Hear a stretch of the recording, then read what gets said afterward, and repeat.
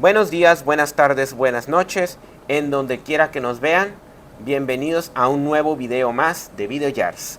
El día de hoy vamos a revisar los otros términos del desarrollo energético para el elemento cuadrilátero de 4 nodos. Ya en videos anteriores estuvimos viendo, en la primera parte estuvimos revisando el tema de la relación o la generación del elemento. Pasamos del campo físico al campo natural, estuvimos desarrollando las ecuaciones de interpolación y finalmente hicimos uso de las funciones isoparamétricas. Ahí nos quedamos en la primera parte, llegamos al jacobiano y finalmente determinamos las funciones de deformación hasta llegar a la famosa matriz B. Una vez que nosotros teníamos esto, en el segundo video, que es el anterior, el cual pueden ver aquí mero, estuvimos desarrollando el término de energía de deformación, que es todo lo que corresponde al término, a la integral de color rojo, ¿no? Y tuvimos que pasar por varias fases. La más sencilla tal vez fue el desarrollo o la sustitución directa. Posteriormente tuvimos que hacer un cambio de coordenadas y para eso utilizamos aquí un poco de cálculo vectorial. Posteriormente, tras haber desarrollado este término, pasamos a la cuadratura de Gauss en 2 dimensiones para finalmente poder evaluar esa integral.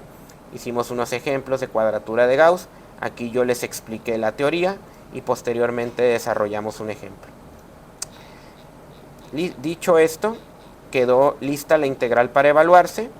Ya le dejé al alumno la tarea de utilizar algún software de GAS, de un sistema algebraico computacional, para poder ir evaluando cada una de esas funciones.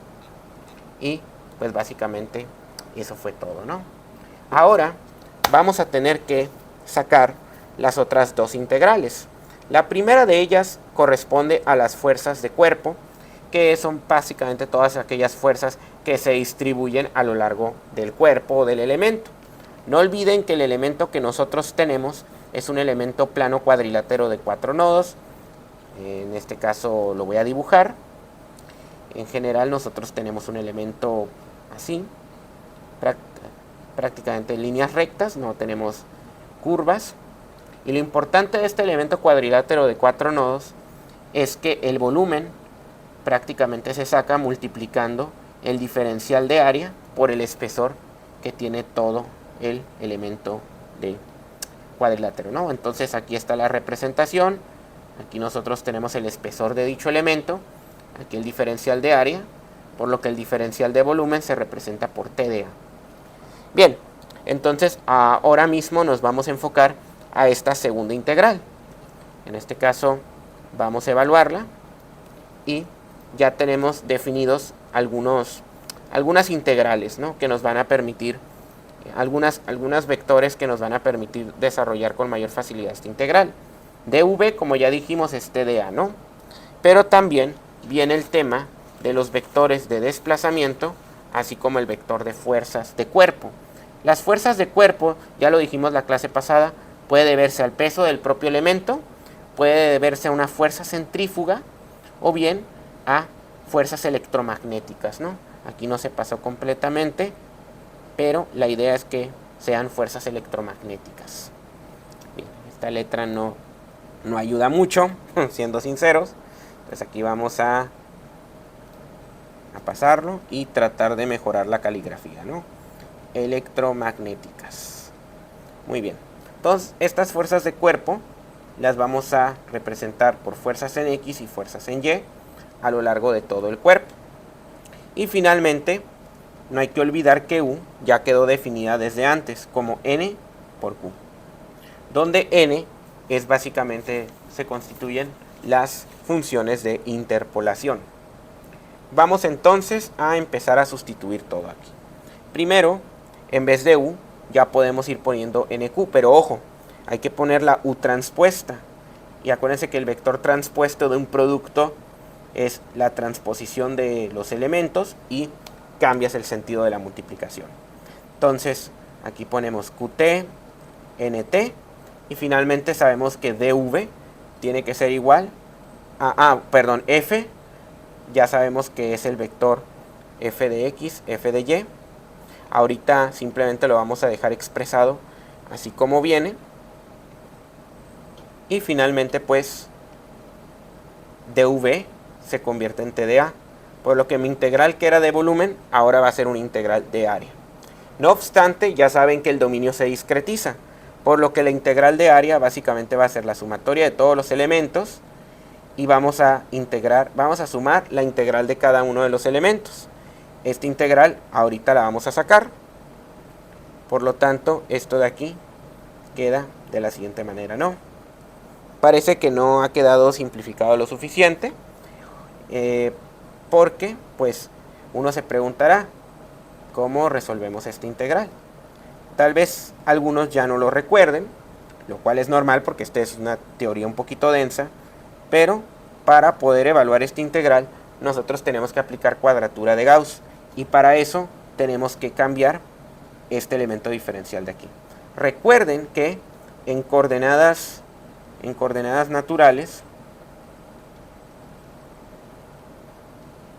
el diferencial de área, ya demostrado también en el video anterior, es igual al determinante del jacobiano por d eta de xi.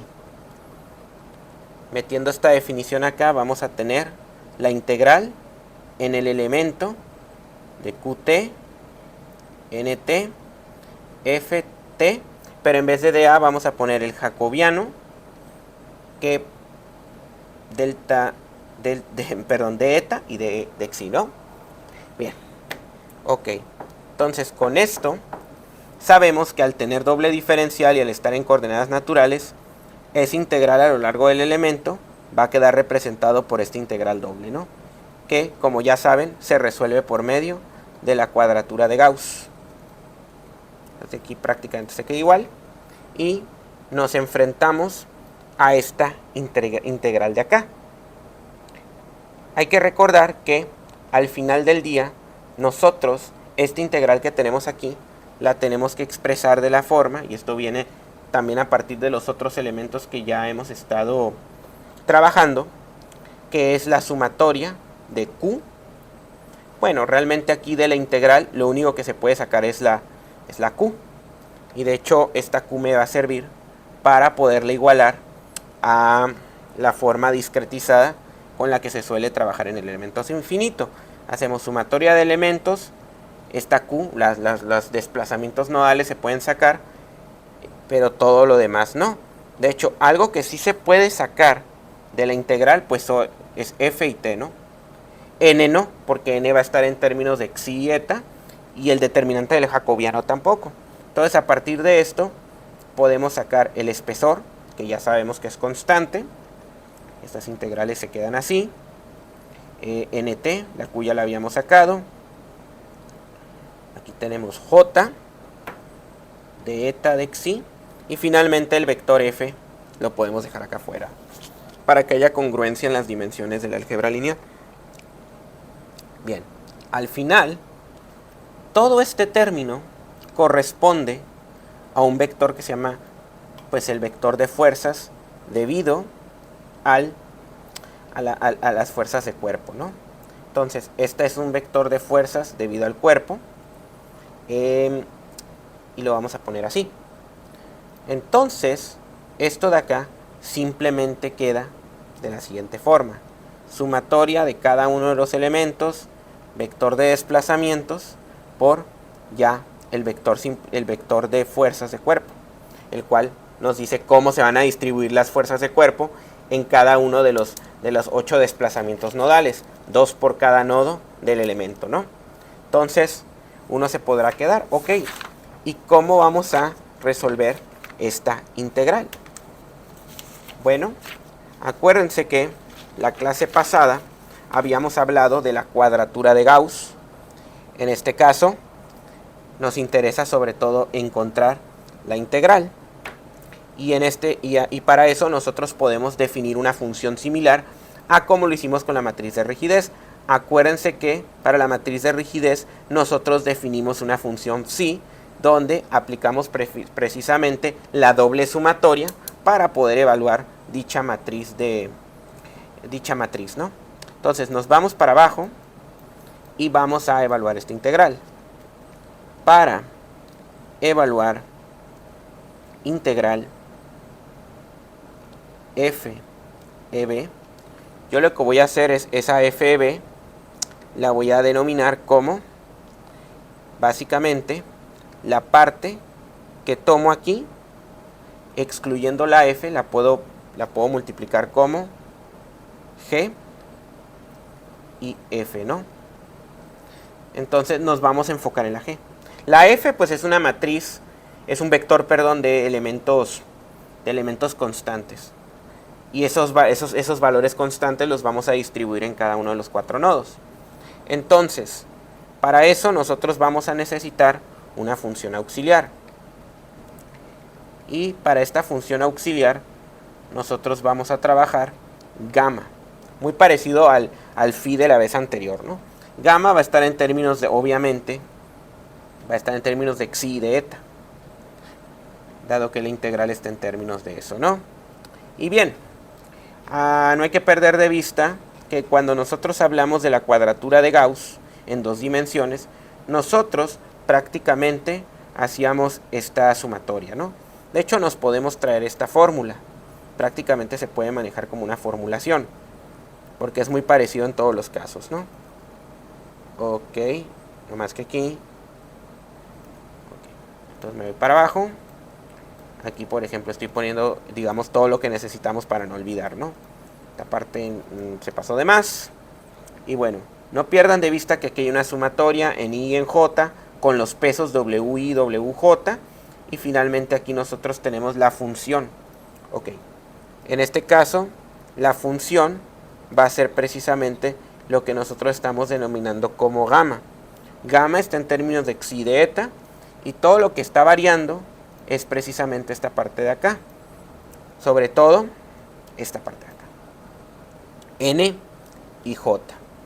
Prácticamente, lo que vamos a hacer es evaluar esta operación para cada término, de tal manera que aquí n transpuesta va a quedar definido en xi eta j, ¿no? Y lo mismo para el determinante de j, xi eta j, que esos son los términos no constantes. Finalmente, pues, podemos también incluir la t, ya que es parte de la función, pero esta es constante, ¿no? Bien, eso significa que este gamma nosotros lo vamos a hacer y lo vamos a meter dentro de esta sumatoria. La sumatoria nos dice que para cada término IJ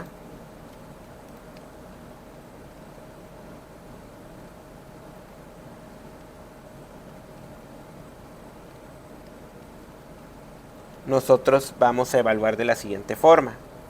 Ya tenemos la función. Entonces, esta función está, pues, al final nosotros la vamos a meter con f y ya queda, ¿no? Entonces nos estamos enfocando en g, y g ya integrado va a ser esto de aquí, g. Entonces, para cada término de ese vector g, o de esa matriz g más bien, nosotros lo vamos a definir así. G y j va a ser igual a cada uno de los términos del gamma. En este caso ya quedó definido cada término de gamma. Aquí va a ser xi y eta j, ¿no? Entonces, gamma, xi y eta j. Y obviamente, pues, por la sumatoria, nosotros lo que vamos a hacer es ir sumando cada uno de los valores nodales en i y en j. En este caso, vamos a usar 2 puntos de integración para cada dirección, ¿no?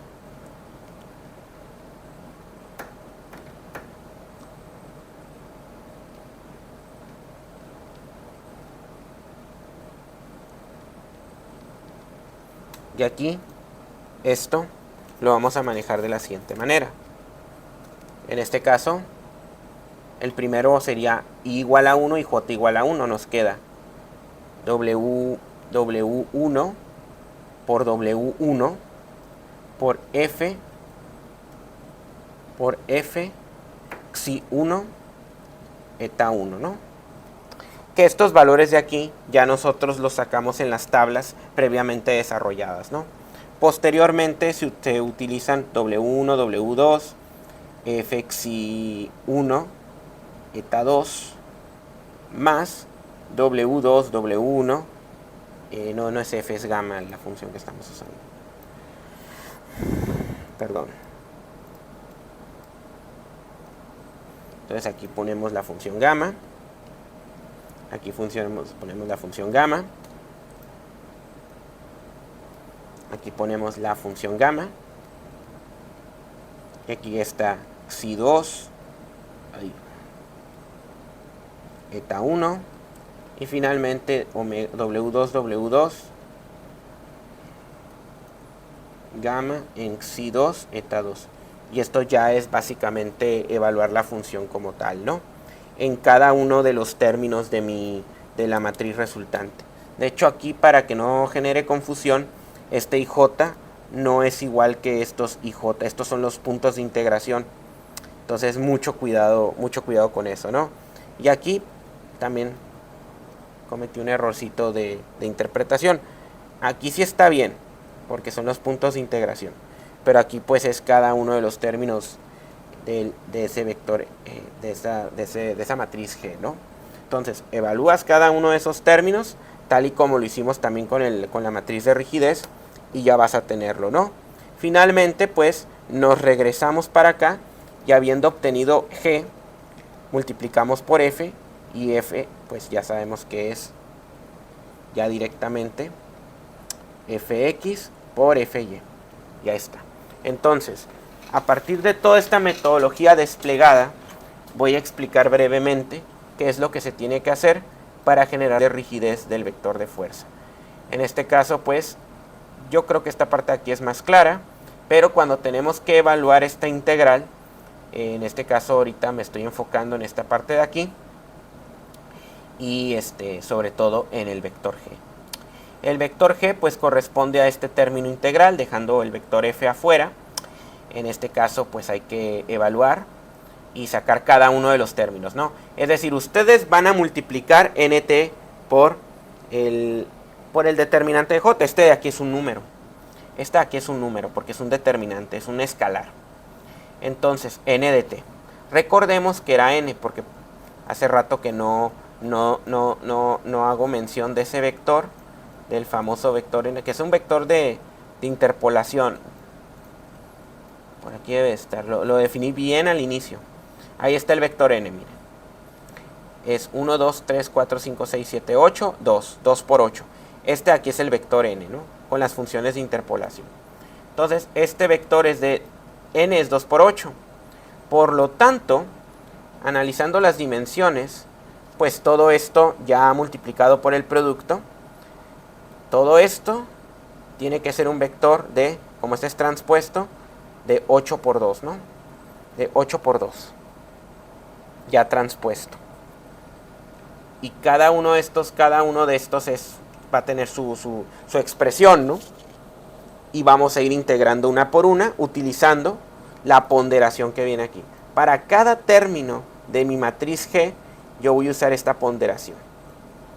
Ahora sí, si esto es de 8 por 2, que el vector G es de 8 por 2, y este pues evidentemente es de 2 por 1, yo voy a tener que mi vector FEB va a ser de 8 por 1.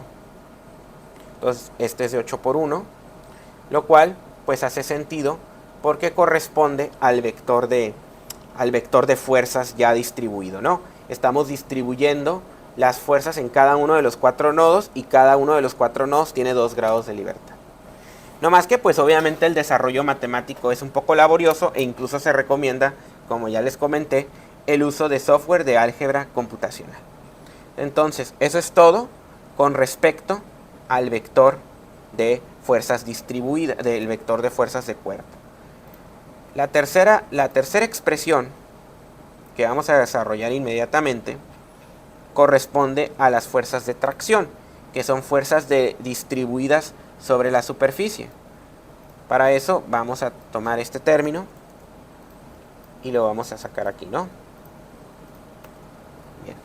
Entonces, para el término de fuerzas de tracción, que sería la tercera integral, la filosofía es muy parecida, nomás que ahora las fuerzas de tracción van a estar sobre el borde o la superficie del elemento, en vez de ser una integral a lo largo de todo el volumen o todo el cuerpo del elemento, ¿no? Bien, entonces nosotros tenemos, como siempre, que U, sin olvidar que U pues es igual a N por Q, ¿no? Y pues la U transpuesta, como viene aquí, es Q transpuesta por N transpuesta. El vector de tracción lo vamos a definir por sus componentes X, Y. Y eso es lo que vamos a ir distribuyendo. Entonces, como siempre, vamos a, primero, a desarrollar todo esto, ¿no? En este caso, yo tengo mi elemento, puede tener cualquier forma este elemento. De hecho, me voy a traer el mismo elemento que desarrollé arriba, no tengo que volverlo a dibujar. Recordemos este elemento, ¿no? Y está. A lo que hace alusión a esta fuerza de tracción es básicamente si yo le estoy metiendo una carga distribuida sobre este borde, ¿no? Entonces aquí le estoy metiendo una carga distribuida, pero la carga distribuida se distribuye, válgame la redundancia, sobre esa superficie que le vamos a llamar de S, ¿no? Rápidamente uno puede ver, trabajar esto. Primero, mi integral de superficie se va a convertir en una integral de línea. UT, pues ya dijimos que es Q transpuesta, N transpuesta, T pues sigue siendo T. Y finalmente ds dijimos que es T de L, ¿no? Entonces ahí tenemos una integral de línea. Entonces, tenemos que tomar en cuenta cuál es la función en coordenadas naturales de ese borde. Por ejemplo, supongamos que la carga distribuida la estamos haciendo en el borde derecho, donde la coordenada natural, acuérdense que en el borde derecho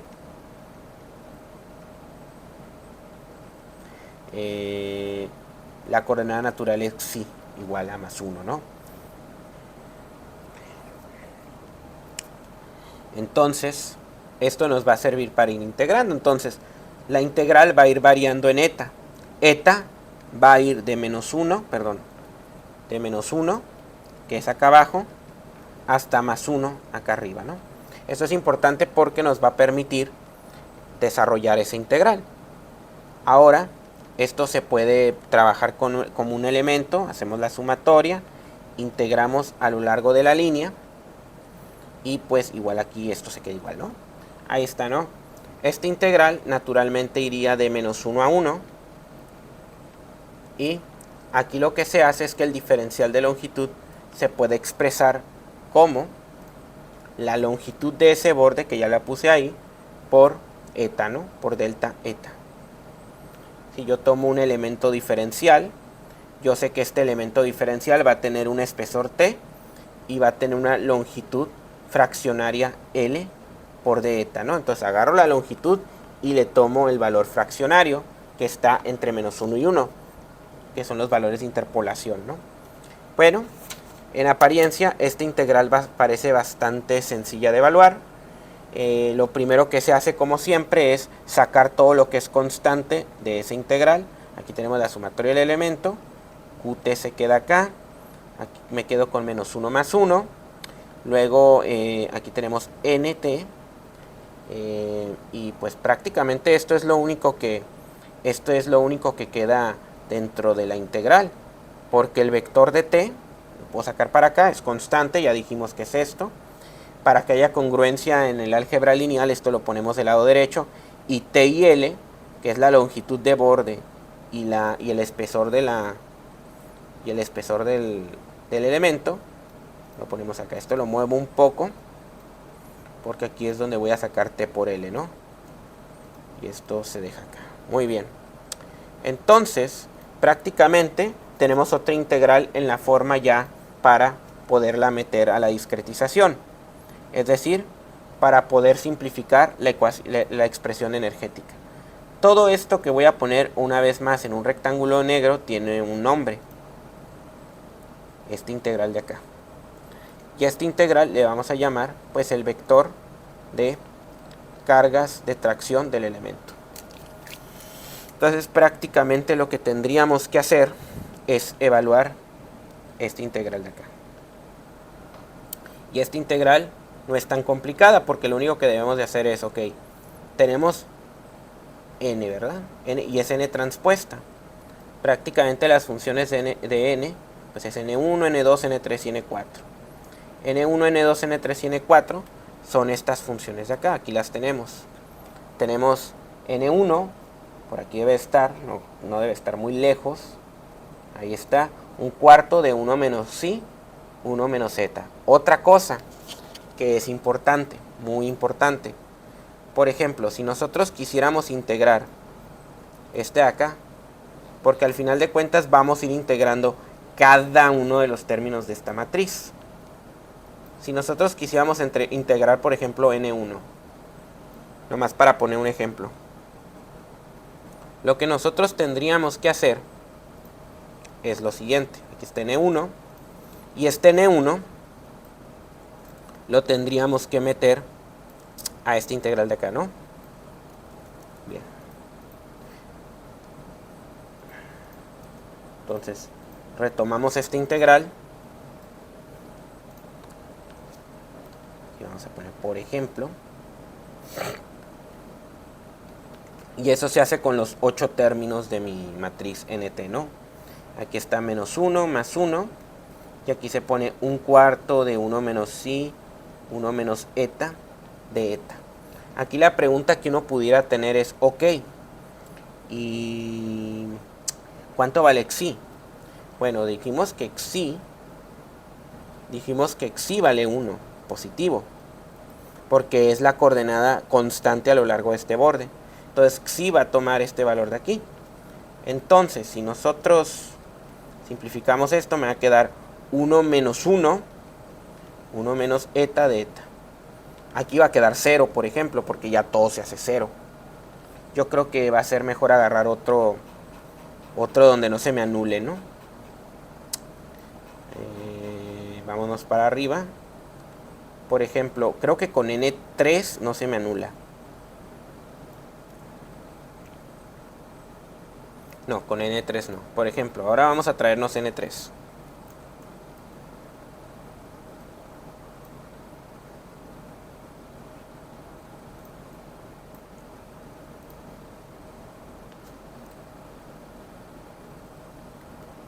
Aquí nada más les estoy explicando cómo integrar. Aquí la integral sí va a ser más sencilla, como pueden ver. Aquí está la función de n3, vamos a hacerla más grande. Y esta función se mete acá, ¿no? Aquí tenemos la integral. Aquí, por ejemplo, esto lo quito. Voy a meter esto.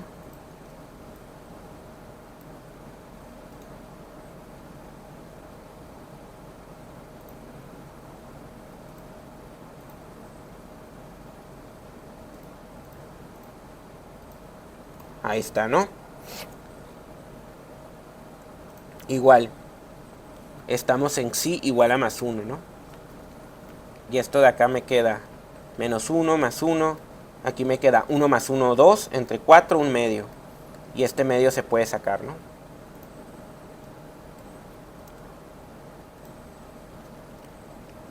Y finalmente nada más me queda 1 más eta de eta. Y esta integral es fácil de hacer. Es una integral muy básica. La integral de 1 pues es eta y la integral de eta pues es eta cuadrada sobre 2, de acuerdo con los cursos básicos de cálculo integral. Y finalmente aplicamos integral definida, ¿no? 1 más un medio, y luego aquí nosotros tendríamos menos, y aquí vamos a poner menos 1, y finalmente menos 1 al cuadrado, menos 1 al cuadrado es 1, más un medio, ¿no? Simplifiquemos, un medio, y aquí por ejemplo tendríamos 3 medios, aquí tendríamos un medio menos 1, menos un medio, menos por menos da más un medio, ¿no? Entonces 3 medios más un medio es 2, entre 2, 1. Y ese sería pues el valor que tomaría ese término.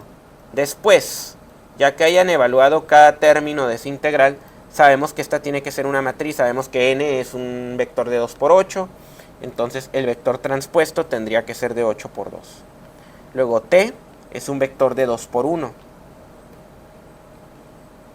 Y finalmente pues vean ustedes que nos va a quedar otro vector de 8 por 1, que es t, ¿no? Entonces aquí me queda finalmente q, t, te. Ok. Ya con esto ya tenemos la manera de cómo ir desarrollando cada uno de esos términos. Y bueno, pues tras armar las matrices, vamos a empezar a hacer ahora sí el ensamble, ¿no? Entonces ya hicimos primero interpolación,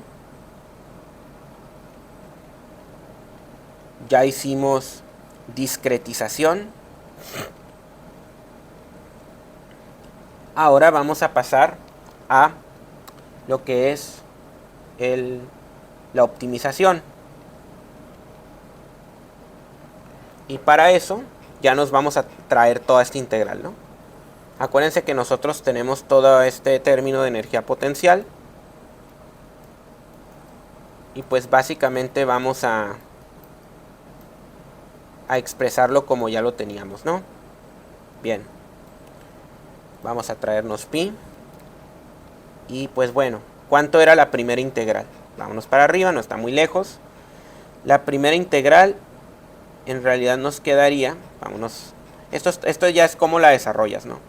Pero vamos a ver cómo había quedado de forma compacta. Matriz de rigidez, prácticamente esto, ¿no? Esta es la forma, digamos, más, y aquí está la matriz del elemento. Entonces esto es la información que me voy a traer abajo. Entonces tenemos esto, ¿no? Ya habíamos acordado que este término que está entre paréntesis era la K del elemento. Entonces aquí me queda sumatoria del elemento, un medio de QT por K del elemento por Q. Ahí está. Ese es el primer término que habíamos hecho en rojo. El término que está de color azul, este término básicamente así.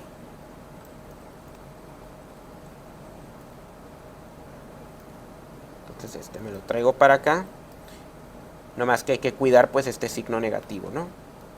Signo negativo. Y prácticamente me traigo esto, ¿no? Ahí está. Ese sería el segundo término. Tercer término es el término de color verde que acabamos de sacar. Básicamente este de acá. Este también está antepuesto por un número negativo. Por un signo negativo. Aquí lo ponemos. Y finalmente tenemos el término de cargas puntuales, que ese no fue necesario discretizar porque ya está en forma pues discreta, ¿no? Básicamente ahí está UIT. Y esto de aquí lo dejamos así, ¿no? Esto también es un vector. Esto también corresponde a un vector ya discretizado de Qs. Y pues aquí este es el vector con carga puntual, ¿no? Bueno, ¿qué vamos a hacer con todo esto? Bien. Vamos a hacer el ensamble. Y básicamente el ensamble es sacar la sumatoria. Vamos a pasar de vectores de elementos y matrices de elementos a vectores y matrices de todo el sistema. Y para eso vamos a sumar en el primer término, vamos a tener un medio, pero en vez de poner esta Q minúscula, vamos a poner una Q mayúscula ya con todos los grados de libertad. Esta también se ensambla en una matriz global y ahí volvemos a tener Q. Siguiente término, vamos a tener Q, aquí transpuesta, por ya un vector de fuerzas ensamblado. No, ya sin la E, porque la E indica elemento, ¿no? Y no, ahorita ya estamos sumando todos los elementos. Vector de fuerzas de cuerpo. Luego aquí vamos a poner menos QT por vector global de tracción. Y finalmente tenemos este término de desplazamientos, el cual se puede dejar así. menos Q, también T, por la sumatoria de cada uno de los elementos puntuales. Y bien, los últimos tres términos se pueden todavía colapsar. Por ejemplo, este término de matriz de rigidez me lo traigo directamente, es el término de rigidez. Pero los términos de fuerzas, miren que yo puedo sacar la Q como factor común. Y luego aquí me queda vector de cuerpo, vector de tracción y la sumatoria de las fuerzas puntuales sobre los nodos. Esa suma de esos tres elementos me va a dar el vector global de fuerzas. Por lo tanto, esto todavía me va a quedar 1 medio QT KQ menos QT F. Es decir, todo esto va a ser igual a F. Vean ustedes que a pesar de la complicación de todos los términos que hemos estado manejando, al final siempre terminamos llegando a la misma expresión. Es lo que define el elemento finito. Y ahora sí vamos a pasar al proceso de optimización. Que esta parte ya a estas alturas del curso debe ser más predecible. La optimización es con respecto a los desplazamientos y esto se hace igual a 0. Básicamente este es un valor cuadrático, por lo tanto esto simplemente me queda K por Q. Este es como si fuese un valor lineal, me queda F. Esto es básicamente lo estoy derivando con respecto al vector Q. Y esto lo iguala a 0. Y finalmente, como siempre, el vector de desplazamientos que estamos buscando tiene que ser igual a F, paso la F sumando al otro lado, por la K inversa. Y esto nos va a dar la conclusión. Entonces, tenemos que hacer el ensamble de la matriz de rigidez, hacemos el ensamble del vector de fuerzas y al final terminamos exactamente con lo mismo que hemos estado haciendo siempre, que es precisamente toda la prueba del elemento finito. Bien, ya a partir de aquí, como pueden ver, la teoría se va haciendo cada vez más complicada. Ya el desarrollo de la teoría del elemento no es tan sencilla como cuando trabajamos con elementos CST o elementos unidimensionales. Por lo tanto, a partir de este elemento y los que vienen, ya nada más me voy a enfocar en sacar las matrices de las funciones de interpolación. Me voy a enfocar solamente en las funciones de interpolación. Porque, además de hacerse más complicado, también se hace más repetitivo. Y son cálculos que ya una persona no es práctico que los lleve a cabo a mano, ¿no?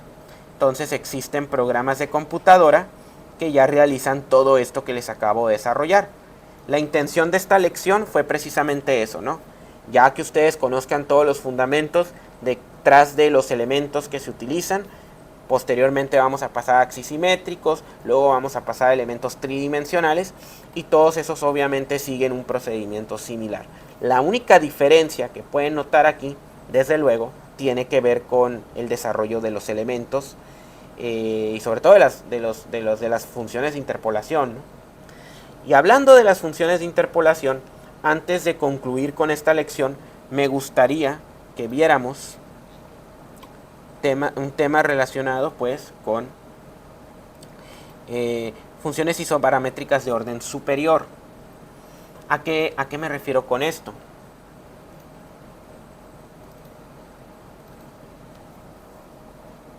Bien, estas funciones isoparamétricas de orden superior hacen alusión a elementos que no tienen interpolación lineal, sino interpolación cuadrática, interpolación cúbica. Y obviamente el desarrollo de la teoría es un poco más engorrosa. Lo que sí les puedo decir de antemano es que los conceptos son exactamente los mismos. Solo que ahora vamos a trabajar con elementos cuadráticos y cúbicos. Y muchos programas de computadora se basan más en los elementos de orden superior que solamente en los elementos lineales. ¿Por qué? Porque son elementos que convergen más rápido hacia la solución correcta. Es decir, necesitas más elementos lineales para poder resolver un mismo problema que habiendo usado elementos de orden superior. Eso computacionalmente termina siendo más económico y se mejora la precisión del elemento, ¿no? Cuando tenemos un elemento cuadrilátero de 4 nodos, nosotros teníamos las funciones de forma. Si ustedes expanden los polinomios, van a tener términos constante, término xi, término eta y eta por xi. Eso corresponde a la interpolación lineal. De hecho, ustedes ya en el curso pasado de modelación finita, ustedes ya trabajaron con un elemento isoparamétrico de orden superior, que fue el que usaron para las vigas, los hermitianos de orden cúbico. Aquí la idea va a ser exactamente igual, nomás que ahora lo vamos a extender a 2 dimensiones. Para cuando trabajamos con elementos cuadráticos, por ejemplo, ya estamos metiendo términos xi cuadrado, eta cuadrado y xi eta cuadrado, ¿no? Y en general esto se puede expandir. ¿De dónde surgen estos elementos? Bueno, en este caso tenemos que entender que la interpolación se da a partir de las funciones de forma. Esto es lo que realmente cambia del elemento finito. Cómo vamos interpolando el elemento. Ya todo lo demás, lo que es el armado de las integrales, la matriz de rigidez, procede de manera similar. A veces la integral es más sencilla, se evalúa de manera directa, o a veces es más complicada y necesitaremos de la cuadratura de Gauss. Entonces aquí nosotros tenemos la matriz de rigidez, esta parte es exactamente igual, pero ahora la integración va a ser diferente. Porque, pues por ejemplo, aquí nosotros tenemos un elemento cuadrilátero de 9 nodos. La interpolación es de segundo orden porque estamos metiendo no solamente nodos en las esquinas, estamos metiendo nodos en los bordes, en el centro de los bordes y también en el centro del elemento. Además de la precisión añadida, otra cosa que nos permite modelar el elemento cuadrilátero de 9 nodos, como pueden darse cuenta, son elementos de curvatura. El elemento ya se curvea, no solamente vas a modelar cuestiones anguladas, sino también bordes curvos, ¿no? Y eso también te va a dar una mayor precisión al momento de modelar piezas que no necesariamente tienen solamente bordes rectos. Por ejemplo, cuando lo pasamos para acá, nosotros vamos a ir definiendo las funciones de interpolación a través de una multiplicación directa. Vean ustedes que, por un lado, vamos a ir definiendo funciones de interpolación en términos exclusivamente de xi, yéndome a lo largo del borde xi, y otras en términos de eta a lo largo del borde eta. ¿Cómo vamos a construir esto? Pues básicamente separando el borde xi y separando el borde eta. Las coordenadas, como son ortogonales, se puede hacer una multiplicación directa por regla del producto. Vamos a tener ya las funciones multiplicadas, ¿no?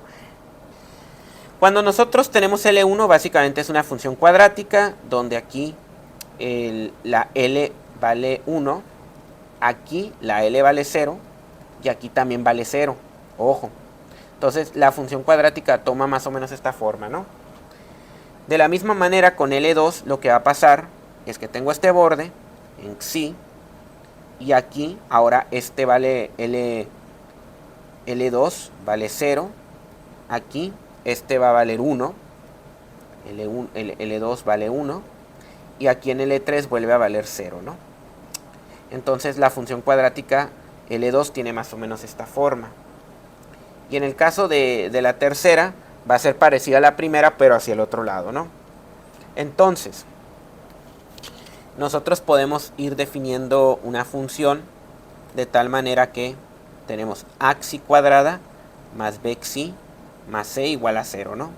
Y vamos a formular un sistema de ecuaciones. En este caso, el primer punto es menos 1,1. Xi menos 1 me queda así, ¿no? Y esto me va a dar 1. Este es para el primer punto. Para el segundo punto voy a obtener xi 0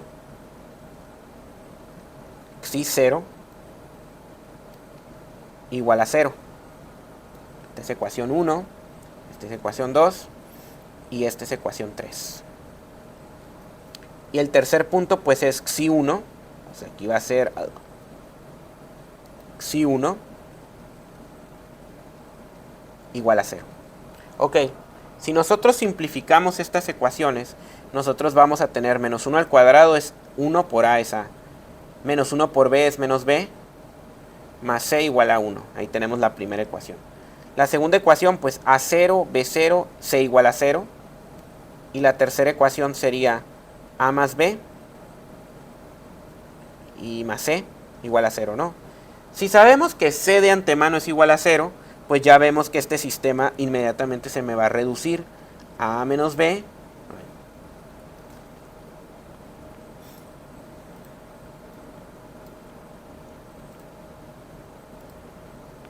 A menos B igual a 1 y A más B igual a 0. Entonces, por suma y resta, esto se cancela. 2A es igual a 1 y A es igual a 1 medio. Naturalmente, B tendría que ser igual a menos 1 medio. Porque dijimos que A más B es igual a 0, A es igual a menos B. Y si es 1 medio, B tiene que ser igual a menos 1 medio. Ahora volvemos aquí y sustituimos. A dijimos que es 1 medio y B es menos 1 medio, ¿no? Y C es 0. Entonces, esta de aquí sería mi función 1. Y esta función que está aquí, se puede factorizar de tal manera que lleguemos a la forma comprimida que tenemos ahí a la izquierda. Entonces, el término común, yo voy a sacar como término común 1 medio de xi. Entonces, si yo saco menos 1 medio de xi, aquí me va a quedar menos xi y aquí me queda más 1 y ya está. Prácticamente esta expresión que está aquí es la misma que está aquí. Y la interpolación se va a hacer de la misma manera con las otras funciones, sin ningún problema, ¿no? Entonces, otra forma de, tal vez más sencilla de manejar esto, vamos a borrar todo, es, ok, ya sabemos que la función cuadrática, la misma que dijimos que en L1 igual a 1, en xi igual a menos 1, esta es una función cuadrática con dos raíces. Entonces sabemos que si tiene raíces en 0 y en xi 1, pues xi por xi menos 1, pues cualquiera de los dos me va a dar igual a 0. Esta es otra manera de verlo. Y para esto nosotros simplemente ponemos aquí un coeficiente. Y el coeficiente se evalúa con esta condición de frontera, donde xi es igual a menos 1, por lo tanto aquí se pone c 1 por 1 menos 1. Aquí menos 1 me va a dar menos 2. Y esto va a ser 1, ¿no? Entonces menos 1 medio por menos 1 por menos 2 da 2. Y esto nada más lo pasas despejando. Y esto de aquí finalmente me va a quedar 1 medio por xi menos 1. Y una vez más es lo mismo que esto. Aquí lo único que haces es sacas un signo negativo. Y al sacar el signo negativo tienes que invertir el sentido de esta resta. Ya está.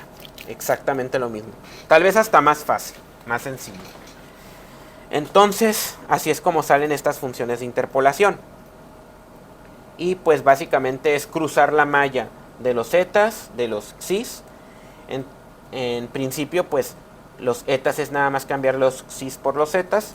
Y al final cruzas las coordenadas y ya tienes las funciones de interpolación correspondientes. Bueno, un elemento que ha probado dar una precisión muy buena, incluso más allá de lo que se espera, es el serendipity. Por eso se llama serendipity. La serendipia es algo que es mucho mejor de lo que se esperaba, ¿no? Porque normalmente los ingenieros tenemos esta mentalidad de que de la ley de Murphy, ¿no? Y la serendipia viene a hacer la excepción a la ley de Murphy. Incluso la ley de Murphy tiene sus excepciones. Y aquí se probó que el cuadrilátero de 8 nodos converge mucho más rápido que el de 9. ¿Qué diferencia hay? Carece del nodo central número 9. No podemos entonces usar el enfoque de aquí, porque para yo poder usar el enfoque previo, aquí el problema es que el nodo 9 considera el cruce de 2 y 2. Por lo tanto, N9 es este cruce. Entonces, no se puede definir dicho cruce utilizando el elemento serendipity, porque dicho nodo no existe. Y es conveniente porque nos ahorramos una función de interpolación. Sin embargo, este proceso de interpolación es bastante curioso. En este caso se utilizan funciones rectas, diagonales, para que queden definidas dichas funciones. Por ejemplo, vamos a pararnos en el elemento 1. El elemento 1 que tenemos aquí.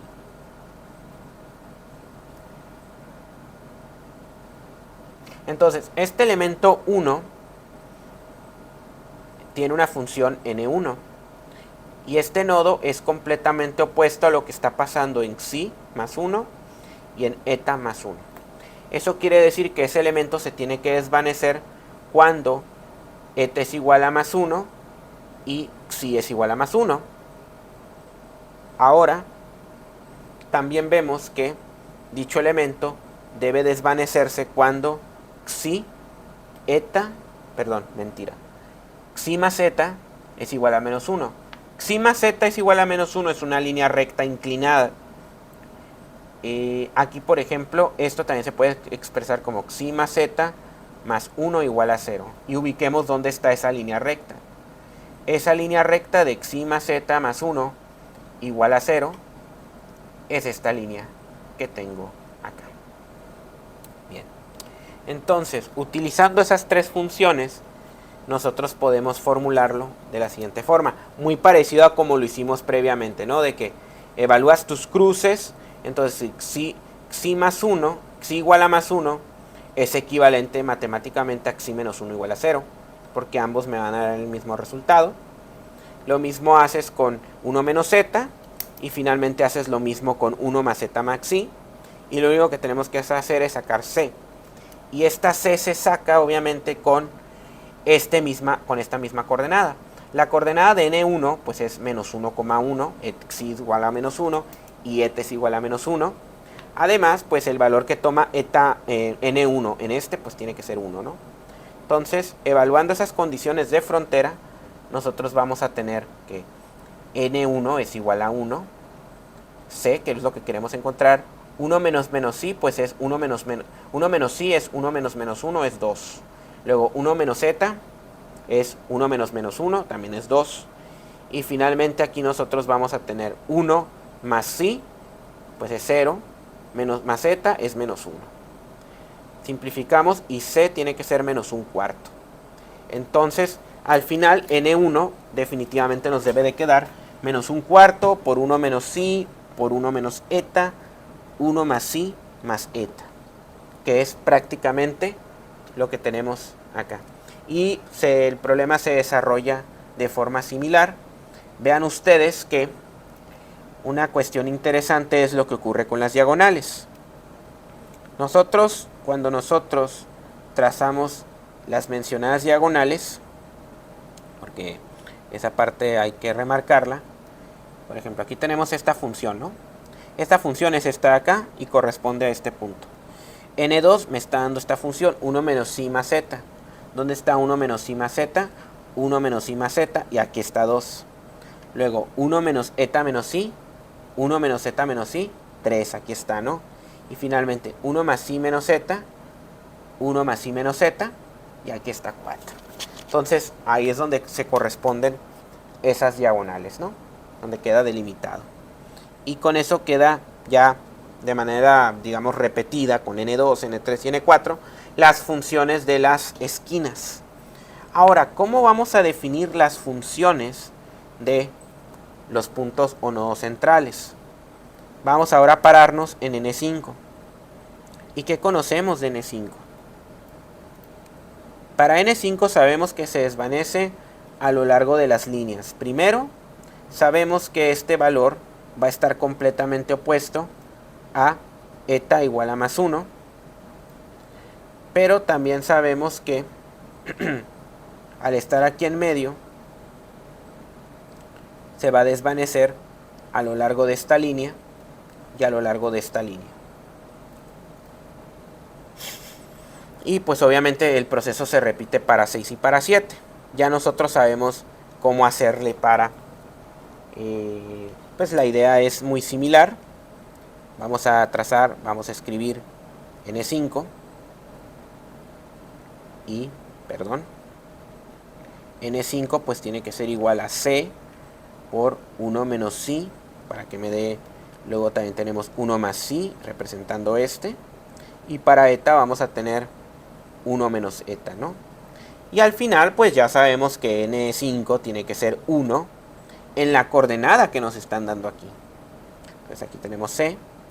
¿Y qué coordenada tiene este punto? Vean ustedes que este punto va a estar en xi igual a 0. Y va a estar en eta igual a menos 1. Eso se sustituye. Aquí nosotros vamos a poner xi Xi igual a 0 significa que estos dos son 1. Y para eta yo tengo 1 menos menos 1, esto va a ser 2. Entonces C es igual a 1 medio. Por lo tanto, N5 va a ser 1 medio. Y aquí 1 menos Xi y 1 más Xi se puede simplificar por binomios conjugados en 1 menos Xi al cuadrado y 1 menos Z.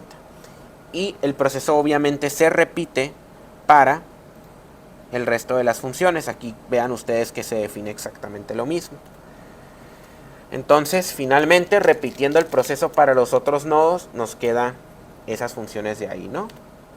Y bien, también existen casos en los que el cuadrilátero no siempre es lo más deseado, sobre todo cuando tenemos figuras muy curvas o figuras con curvaturas muy pequeñas. Lo que vamos a tener que utilizar son elementos triangulares. Aquí la interpolación procede un poco distinta, y de hecho el proceso de integración, que aquí lo voy a tener que explicar rapidito, el proceso de la curvatura de Gauss, ustedes pueden ver también que va a ser un poco distinto, porque la curvatura de Gauss que habíamos hecho siempre había sido sobre un elemento cuadrilátero, ¿no? Entonces, no obstante, igual aquí vamos a dividir nuestros nodos en dos categorías. Están los nodos de las esquinas, de los bordes, perdón, de las esquinas N1, N2 y N3. ¿Cómo salen estos? Bueno, primero ubiquemos las coordenadas que tiene 3, perdón, 1, con 1, y a 2 y 3 es exactamente igual. 1 va a tener coordenada de Xi igual a 1, Z igual a 0, y ¿qué más? Xi igual a 1, eta igual a 0, Z igual a 0, y aquí pasa eta igual a 0, ¿no? Entonces el enfoque va a ser con, en este caso con Xi, por eso se utiliza aquí el valor de Xi. Estoy en Xi igual a 1. Si yo meto el valor de Xi aquí, voy a tener Xi igual a 1 aquí, y luego 2 por Xi es 2 menos 1, pues 1 por 1 da 1, que es justamente lo esperado, ¿no? En el caso de Z y eta, pues es 0, ¿no? La influencia se repite para N2, pero N2 va a ser con eta igual a 1, y N3 va a ser con Z igual a 1, como pueden ver acá para 3, y para 2 eta, ¿no? Se repite el procedimiento. Ahora, están los nodos de adentro. Veamos qué hacemos con esos nodos de adentro. Está el nodo 4, el nodo 5 y el nodo 6. Estos tienen coordenadas, por ejemplo, este tiene coordenada de Xi igual a 1 medio, ¿no? El 4. El 5 tiene coordenada de eta igual a 1 medio. Y el de Z y Z tiene una coordenada de 1 medio, ¿no? De hecho, pueden ver aquí que 4 va a tener una coordenada, por ejemplo, Xi es 1 medio, Z es 0, pero vean ustedes que eta es 1 medio también, porque viene de acá. Eta es 1 medio y Xi es 1 medio, ¿no? Entonces pueden ver aquí que el producto queda manifiesto de esta forma, 4 Xi eta, y pues lo mismo se hace con 5, donde cruza eta igual a 1 medio y Z igual a 1 medio, por lo tanto tengo 4 Z eta, y para 6 cruza Z 1 medio y Xi 1 medio, por lo tanto tengo 4 Xi Z. Ok, no olvidemos que Z es 1 menos Z menos Z, ya que la suma de las coordenadas naturales siempre me tiene que dar 1. Esto ya es algo que conocíamos. Obviamente, pues la matriz de rigidez para este integral, esta matriz fue la que obtuvimos previamente en la clase anterior. Pero pues la integral la vamos a hacer con la integral de curvatura de Gauss, la integral de cuadratura de Gauss se va a realizar pues usualmente con estos puntos, ¿no? Esta aproximación nos va a dar un valor relativamente preciso, no requerimos mucho. Vean ustedes que estamos usando regla de un solo punto en el centroide, y ese centroide pues tiene peso de 1 medio, porque está en el centroide, y Xi1, eta1 y Z1 es igual a 1/3, ¿no? Es decir, tienes la coordenada en el centroide con el valor igualmente distribuido, ¿no? Aquí está la tabla para más puntos de integración, si quieren usar 3, si quieren usar 4 o si quieren usar 6, ¿no? Y pues la idea es que nosotros utilicemos este conocimiento para poder trabajar problemas estructurales en 2 dimensiones. En la próxima clase lo que vamos a hacer es resolver este problema. Sí, al fin, después de tanta teoría, pero esta teoría era necesaria. ¿Para qué? Para que ustedes tengan una mejor intuición de cómo funcionan los elementos. Tal vez ustedes no se van a aventar todas las integrales que propuse, pero lo importante es que ustedes tengan en mente todos qué principios está aplicando el software al momento de resolver estos problemas, ¿no? Y eso es lo que vamos a hacer en la siguiente clase. Por lo tanto, eso sería todo por hoy. Si les gustó este video, no olviden darle like y suscribirse al canal. Asimismo, no se les olvide recomendar este video a sus amigos. Si hay alguna duda u observación en el video, no se les olvide dejar un comentario. Yo haré todo lo posible para responder a la prontitud. Si no hay nada más que agregar, nos vemos y hasta luego.